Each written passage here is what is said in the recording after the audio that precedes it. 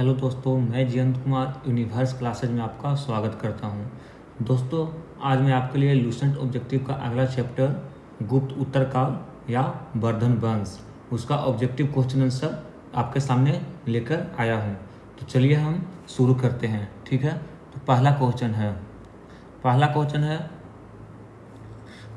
आपका है, थानेश्वर में वर्धन वंश या पुष्पभूति वंश की स्थापना किसने की थी। ठीक है, तो पहला का आंसर क्या हो जाएगा? पहला का आंसर हो जाएगा आपका पुष्पभूति वर्धन, ऑप्शन आपका सी हो जाएगा। ठीक है, पहला आपका आंसर हो जाएगा पुष्पभूति वर्धन, ऑप्शन सी। दूसरा क्वेश्चन है, एक तरफ राज है और दूसरी तरफ राजधानी है, तो इसको मिलान करना है। तो चलिए हम मिलान करते हैं। तो वर्धन का राजधानी कहाँ हो जाएगा? वर्धन का राजधानी हो जाएगा थानेश्वर। वर्धन का राजधानी कहाँ हो जाएगा? थानेश्वर। ठीक है, मौखरी का राजधानी हो जाएगा कन्नौज। मौखरी की राजधानी कन्नौज। बकाटक की राजधानी पुरिका और मैत्रक की राजधानी बल्लभी। तो ए का 1, बी का 2, सी का 3 और डी का 4। तो ऑप्शन क्या हो जाएगा? ऑप्शन आपका ए हो जाएगा। ठीक है, नेक्स्ट क्वेश्चन की ओर आते हैं। एक तरफ दिया है राजवंश और दूसरी तरफ दिया है संस्थापक, तो इसको मिलान करना है। तो चलिए हम मिलान करते हैं। तो वर्धन राजवंश का संस्थापक कौन थे? तो इसका हो जाएंगे पुष्पभूति, वर्धन का पुष्पभूति। ठीक है, मौखरी का कौन हो जाएंगे? ईशान वर्मा, मौखरी के ईशान वर्मा।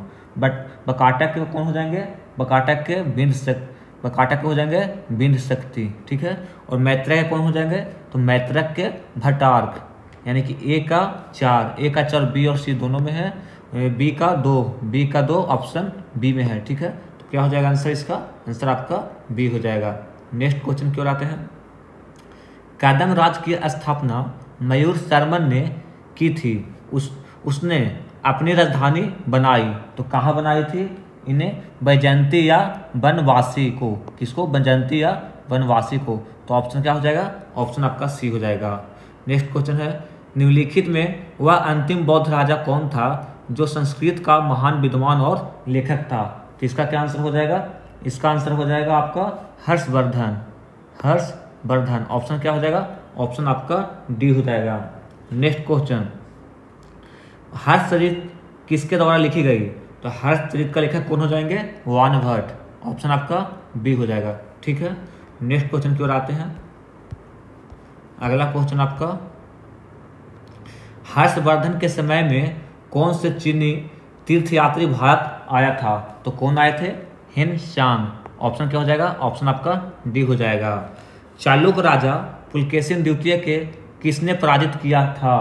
तो किसने पराजित किया था? नरसिंहवर्मन प्रथम ने। ऑप्शन आपका बी हो जाएगा। किस व्यक्ति को द्वितीय अशोक कहा जाता है?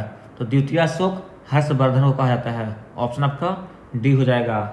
वानभट्ट किस सम्राट की राज दरबारी कवि थे? तो यह हो जाएगा आंसर हर्षवर्धन। ऑप्शन आपका सी हो जाएगा। हर्ष एवं पुलकेशिन द्वितीय के मध्य हुए संघर्ष की जानकारी कहाँ से मिलती है? तो इसका आंसर हो जाएगा ए होल अभिलेख। ऑप्शन आपका ए हो जाएगा। ठीक है, प्रतापशील या हून हरिन केसरी महाराजा धीराज की नामक उपाधि निम्न में से किसकी थी? तो इसका आंसर हो जाएगा प्रभाकर वर्धन का। ऑप्शन आपका क्या हो जाएगा? ऑप्शन आपका बी हो जाएगा। ठीक है, चलते हैं नेक्स्ट क्वेश्चन की ओर। सम्राट हर्ष ने अपनी राजधानी थानेश्वर से स्थानांतरित की थी, तो कहाँ किए थे? इसका आंसर हो जाएगा कन्नौज। ऑप्शन आपका सी हो जाएगा। ठीक है, सकलो उत्तर पथनाथ किसे कहा गया है? तो इसका आंसर हो जाएगा, क्या हो जाएगा? इसका आंसर हो जाएगा हर्षवर्धन। ऑप्शन आपका बी हो जाएगा। हेनसांग ने किसे शिलादित कहा था या कहा है? हेनसांग ने किसे शिलादित कहा है? तो इसका आंसर क्या हो जाएगा? इसका आंसर हो जाएगा हर्षवर्धन। ऑप्शन आपका डी हो जाएगा। गुप्त वंश के ह्रास के पश्चात उत्तर भारत में बड़े भाग का पुनर्गठन किसने किया? तो इसका किसने किया था? हर्षवर्धन ने। ऑप्शन आपका सी हो जाएगा। बंगाल का कौन सा शासक हर्ष के समकालीन था? तो इसका आंसर हो जाएगा शशांक। ऑप्शन आपका ए हो जाएगा। आइए नेक्स्ट क्वेश्चन की ओर आते हैं। अगला क्वेश्चन है, चालुक्य राजवंश पुलकेशिन द्वितीय ने किस नदी के किनारे हर्षवर्धन को पराजित किया था? तीसरा हो जाएगा नर्मदा नदी। ऑप्शन आपका बी हो जाए, ऑप्शन सी हो जाएगा। हर्ष के शासनकाल में उत्तर भारत का सबसे महत्वपूर्ण शहर कौन सा था? तो इसका आंसर हो जाएगा कन्नौज। ऑप्शन आपका सी हो जाएगा। नेक्स्ट क्वेश्चन, हर्ष की जीवनी किसने लिखी? तो हर्ष का जीवनी वानभट्ट ने लिखे। ठीक है, ऑप्शन आपका बी हो जाएगा। हर्षवर्धन अपनी धार्मिक सभा कहाँ किया करता था? तो इसका आंसर हो जाएगा प्रयाग।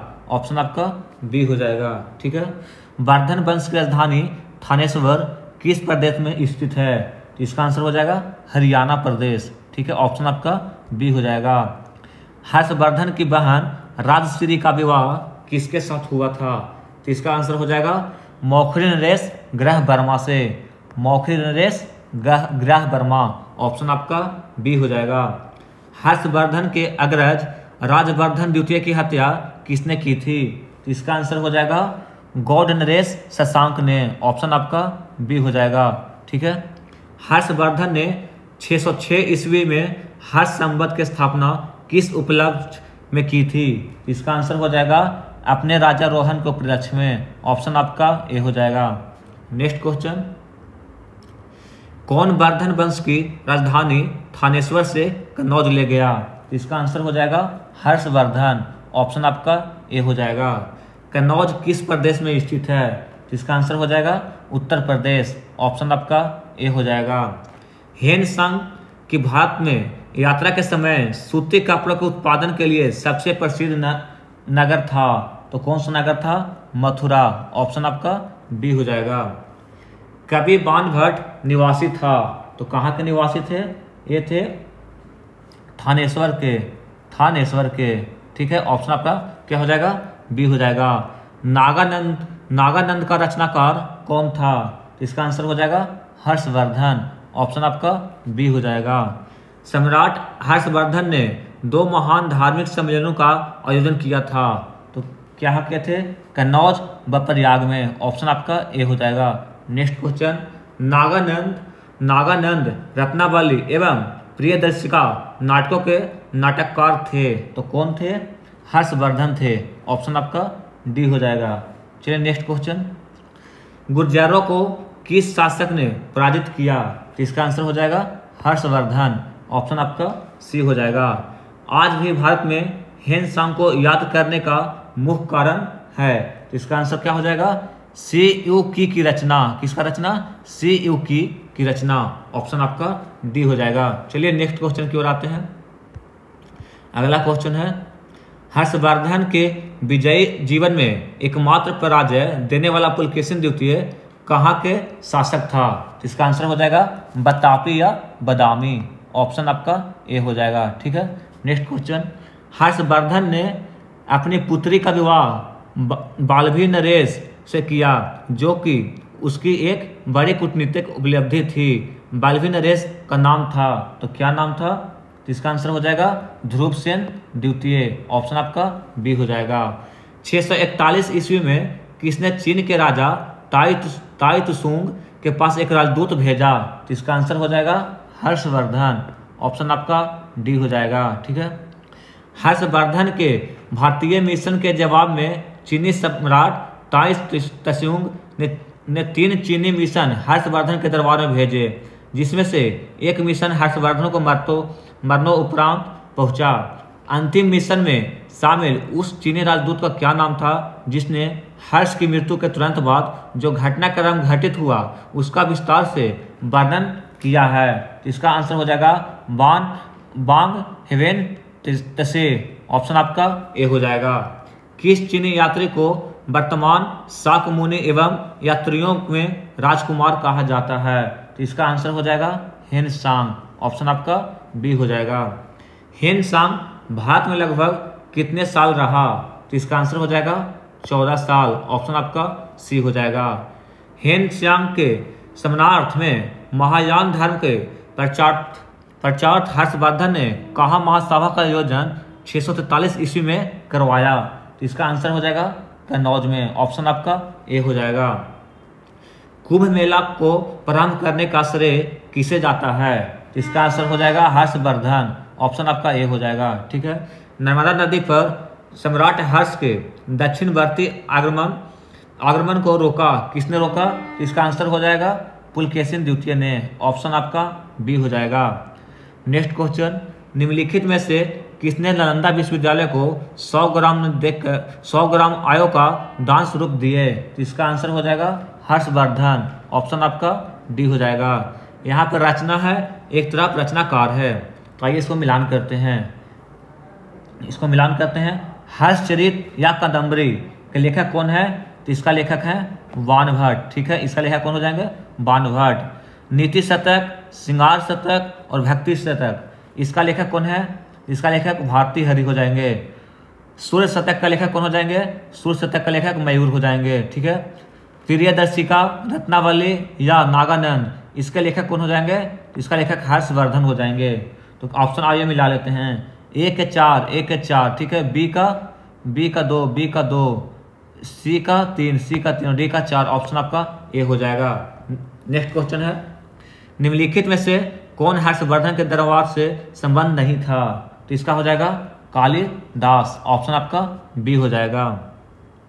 एक कथन और कारण का है, हर्षवर्धन ने किसी नवीन शासक प्रणाली को जन्म नहीं दिया। ये बिल्कुल आपका सही है। ठीक है।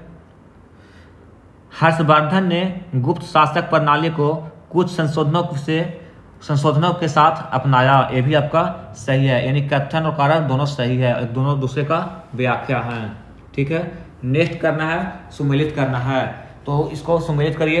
अवंती हर्षवर्धन का प्रधानमंत्री था, ये आपका सही है। ठीक है। सिंहनाद क्या थे? महासेनापति थे, ये भी आपका सही है। ठीक है। कुंतल, ये भी सेनापति, अश्वसेना, ये भी आपका सही है। तो आपका सही कौन सा हो जाएगा? उपयुक्त सभी। ऑप्शन क्या हो जाएगा? ऑप्शन आपका डी होगा जाएगा। नेक्स्ट क्वेश्चन में आते हैं। अगला क्वेश्चन है, किसका कथन है भारत के लोग गर्म मिजाज के हैं, उन्हें जल्दी गुस्सा आता है परंतु ईमानदार होते हैं, भारतीय स्वच्छता प्रेमी हैं? किसने कहा था? तो हेंग सांग ने। ऑप्शन आपका सी हो जाएगा। ठीक है। आइए नेक्स्ट क्वेश्चन में। अग्रहार का अर्थ क्या था? तो ब्राह्मणों को दिया जाने वाला कर मुक्त भूमि अनुदान, यानी ऑप्शन आपका ए हो जाएगा। ठीक है। घंटी यंत्र, तुला यंत्र का प्रयोग होता था, तो कब होता था? खेत की सिंचाई के लिए। ऑप्शन आपका बी हो जाएगा। नेक्स्ट क्वेश्चन, दक्षिण भारत के संदर्भ में एरीपति का अर्थ था, तो एरीपति का अर्थ क्या था? जलाशय की भूमि। ऑप्शन आपका ए हो जाएगा। ठीक है। हर्ष के काल में भू राजस्व की सीमा थी 1/6 से लेकर 1/10 तक। ठीक है। ऑप्शन आपका बी हो जाएगा। आज का नेक्स्ट क्वेश्चन है, मतलब आज का लास्ट क्वेश्चन है, मौखरी शासकों के राजधानी थी, तो कहाँ थी? कन्नौज। आज का लास्ट क्वेश्चन था। अगला चैप्टर हम आपके लिए कौन सा चैप्टर है? आपका अगला चैप्टर प्राचीन भारत का विविध है, इसको हम अगले वीडियो में लेकर आएंगे। ठीक है। जय हिंद, जय भारत।